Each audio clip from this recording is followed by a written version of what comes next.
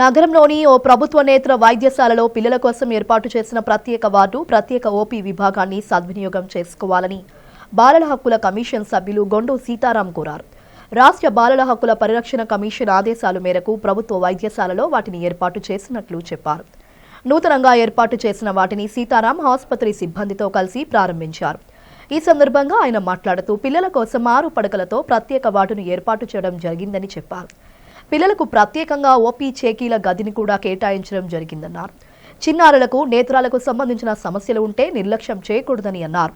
తక్షణమే వైద్య నిపుణులను సంప్రదించాలని తల్లిదండ్రులకు సూచించారు. ఈ కార్యక్రమంలో ఆసుపత్రి సూపరింటెండెంట్ డాక్టర్ మీనాక్షి, పలువురు వైద్యులు, అధికారులు, వైద్య సిబ్బంది పాల్గొన్నారు.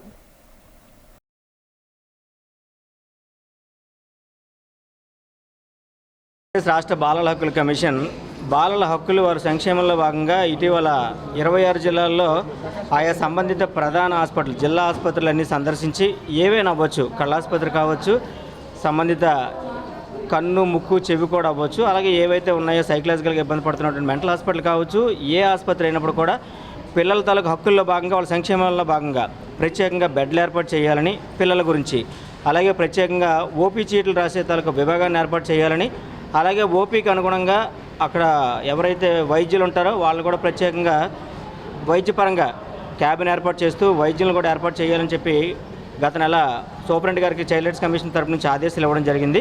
ఈ ఆదేశాలకు అనుగుణంగా 1 మంత్, ఎందుకంటే సెలవులు గట్ట వచ్చున్నాయి కాబట్టి పండగ ముందే వాళ్ళు ప్రారంభిస్తామన్నారు.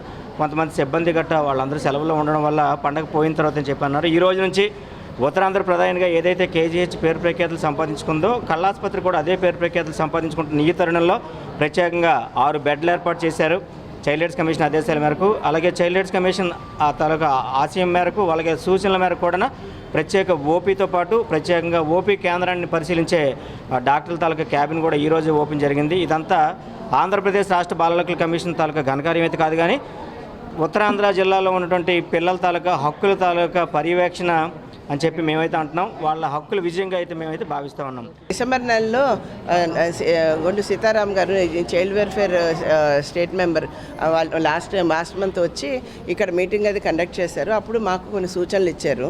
ఇక్కడ పిల్లల ఓపీ ఇవన్నిటికీ సపరేట్గా వాళ్ళకి ఒక ఓపీ ఏర్పాటు చేయాలని, డాక్టర్స్ కూడా ఓపీ టికెట్లు ఇష్యూ దగ్గర కానీ వార్డులో వాళ్ళకి ఆపరేషన్ అయిన తర్వాత పేషెంట్ బెడ్స్ ఏర్పాటు చేయమని ఆదేశించారు. మేము అవన్నీ కూడా వాళ్ళ సూచనల మేరకు అన్నీ ఏర్పాటు చేసి ఈవేళ అధికారికంగా ఇవాళ ఓపెనింగ్ అన్నది చేయడం జరిగింది.